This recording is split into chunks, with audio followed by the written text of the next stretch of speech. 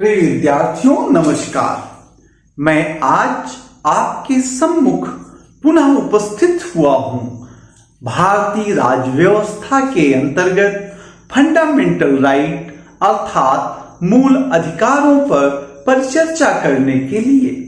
विद्यार्थियों, पिछले दिनों मैंने अपने वीडियोज में आपको नागरिकता के विषय में व्यापक रूप से बताया।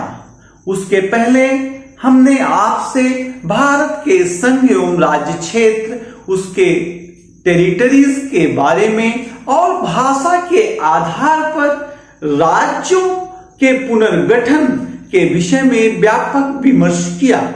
विद्यार्थियों, जैसा कि आप जानते हैं कि फंडामेंटल राइट चाहे आईएएस हो, चाहे पीसीएस हो, चाहे एसएससी हो, सीजीएल हो, पेट हो, यूजीसी नेट हो, पॉलिटिकल साइंस हो, हिस्ट्री हो, जीके हो, जीएस हो, किसी भी प्रकार की परीक्षा और आम जीवन में फंडामेंटल राइट का बहुत महत्व है।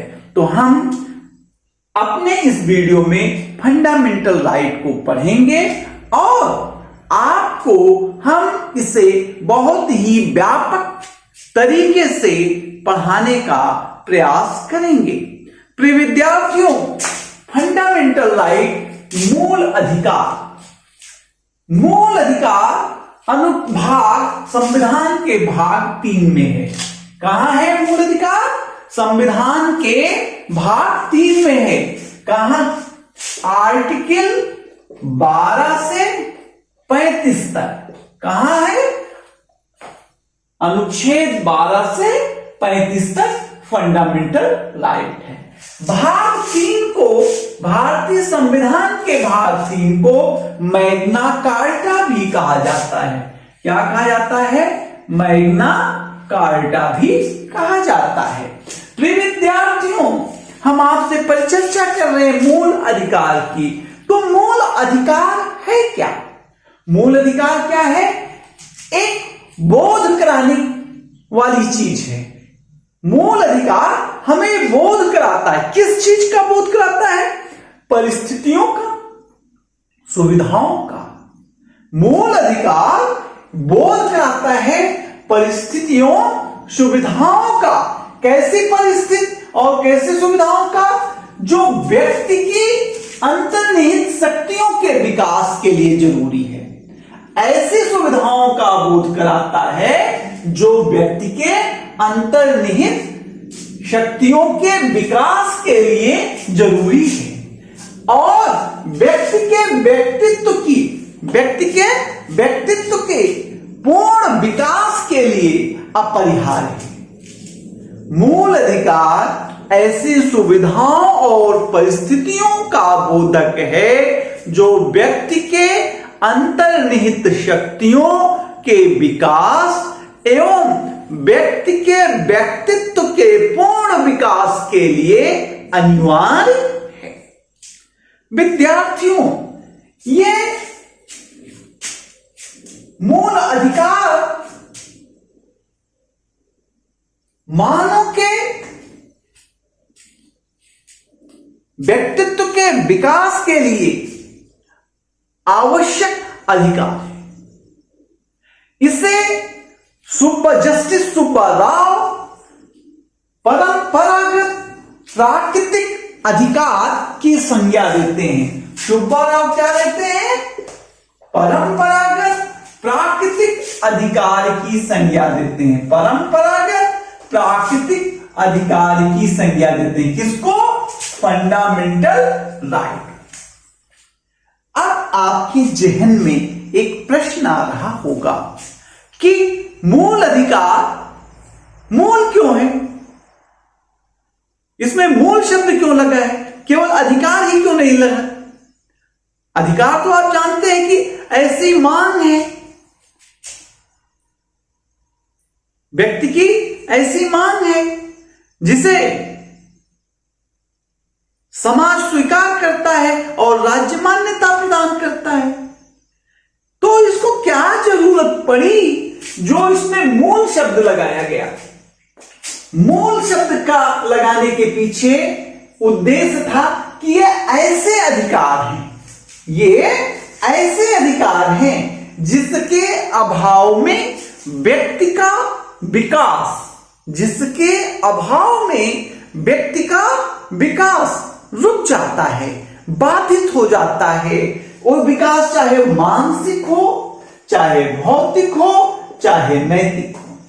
अर्थात मूल अधिकार मूल इसलिए है क्योंकि इसके अभाव में व्यक्ति का भौतिक, मानसिक और नैतिक, तीन प्रकार, भौतिक, मानसिक और नैतिक विकास अवरुद्ध हो जाता है।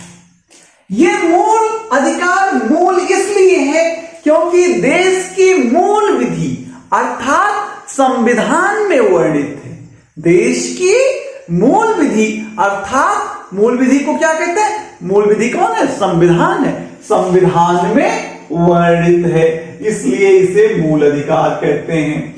इसको मूल अधिकार इसलिए भी कहते हैं कि राज्य की विधि से ऊपर है।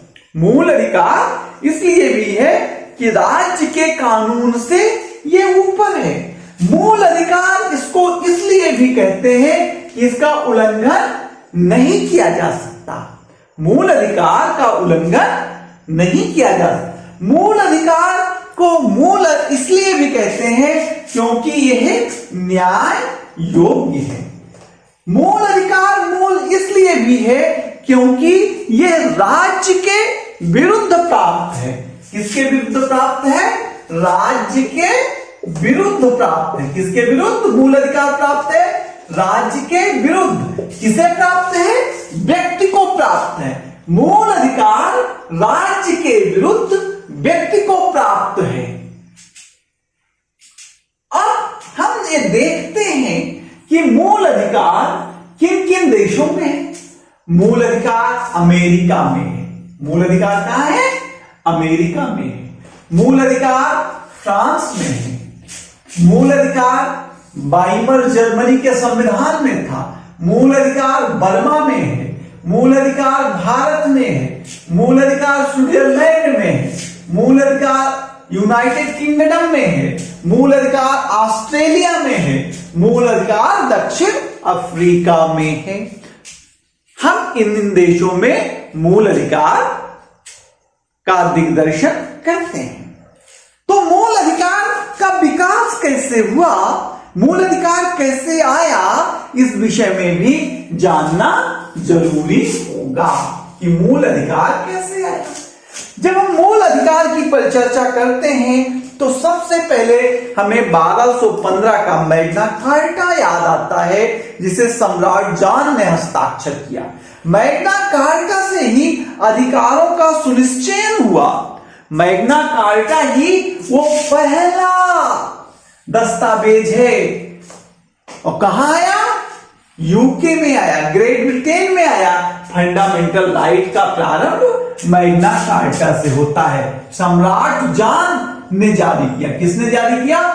सम्राट जॉन ने जारी किया। कब? 1215 में। 1689 में ब्रिटेन में छोटे छोटे अधिकार आते रहे। लास्ट में 1689 में बिल ऑफ राइट आया। बिल ऑफ राइट आया। और 1789 में इस कड़ी में एक और काम हुआ। फ्रांस में declaration of the right of man, declaration of right of man, मानव अधिकारों का घोषणा आया। कहां आया? 1789 में फ्रांस में आया। कहां आया?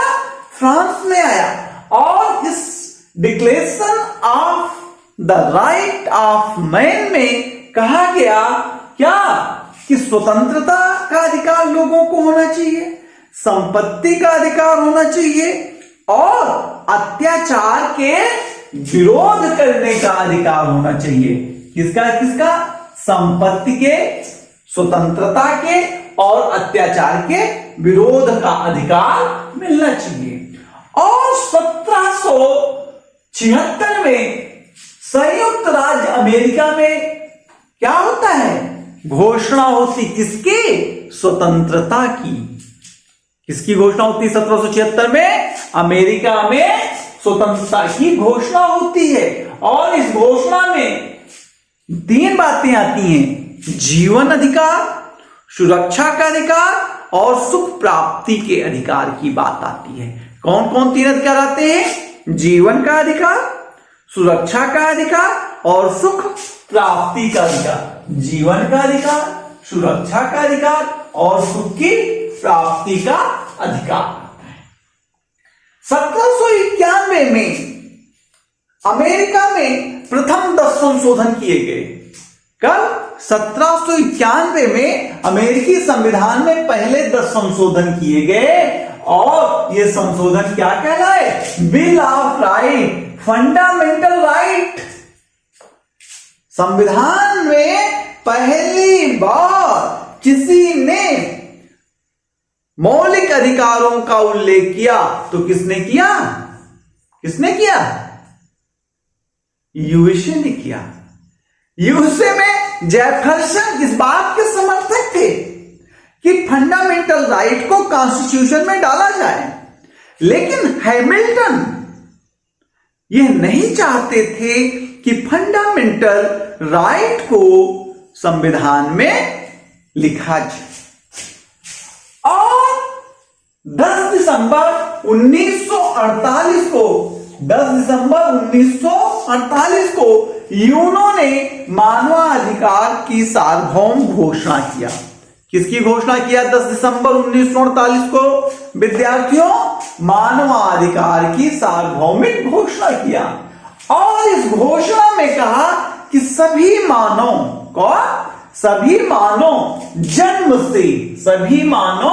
जन्म से क्या है? प्रतिष्ठा के संदर्भ में, स्वतंत्रता के संबंध में, अधिकार के संदर्भ में।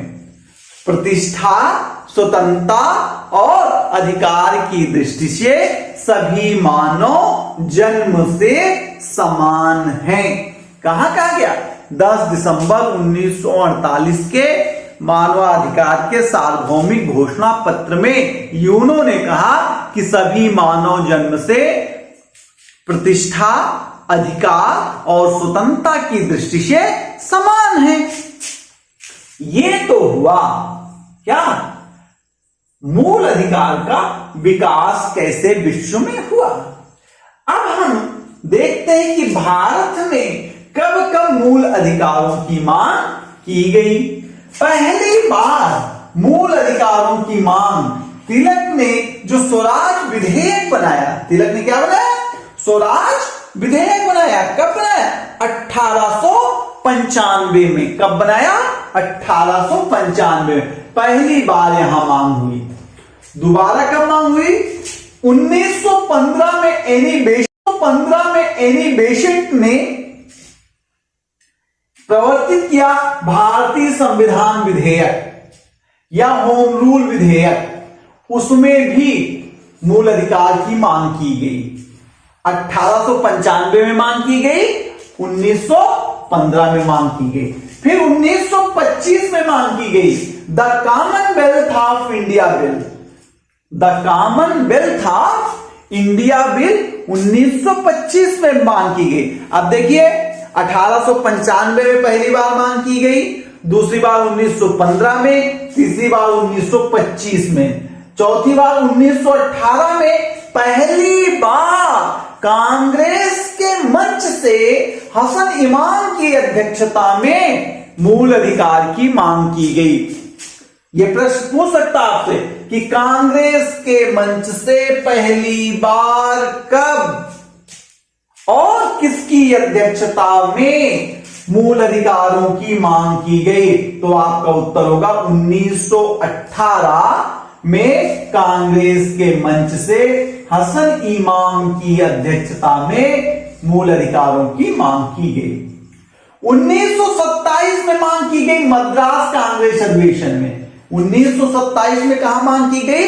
मद्रास कांग्रेस अधिवेशन में। 1928 में नेहरू रिपोर्ट में मांग की गई। मूल अधिकारों की मांग 1928 में नेहरू रिपोर्ट में की गई। 1931 में कराची अधिवेशन हुआ। 1931 में कराची अधिवेशन में पटेल की अध्यक्षता में, सरदार पटेल की अध्यक्षता में मूल अधिकारों की मांग की गई। उन्हें एक बात और याद होता है, 1931 में ब्रिटिश प्रधानमंत्री मैककेन, वो भी फंडामेंटल राइट का समर्थन करता हुआ दिखाई पड़ता है। कब? 1931 में। कौन? ब्रिटिश प्रधानमंत्री मैककेन क्या करता है? फंडामेंटल राइट का समर्थन करते हुए दिखाई पड़ता है। कौन? मैककेन जो है ये दिखाई पड़ते हैं।